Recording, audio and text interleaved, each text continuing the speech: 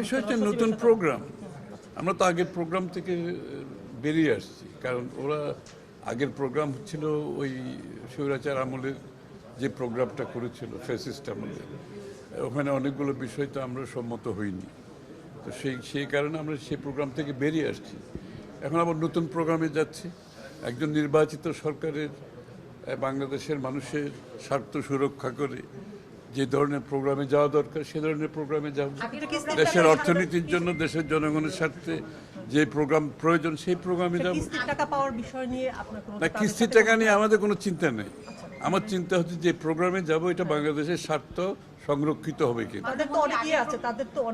আমি তো বলছি যে এখানে আমি কিস্তির টাকার চেয়ে আমার জন্য যেটা গুরুত্বপূর্ণ, আমি যে প্রোগ্রামে যাব এখানে বাংলাদেশের মানুষ, বাংলাদেশের স্বার্থ, অর্থনৈতিক স্বার্থ সংরক্ষিত হবে কিনা, এটা আমার জন্য সবচেয়ে গুরুত্বপূর্ণ। হ্যাঁ, নিশ্চয়ই, নাহলে আমরা প্রোগ্রাম থেকে বেরোলাম কেন?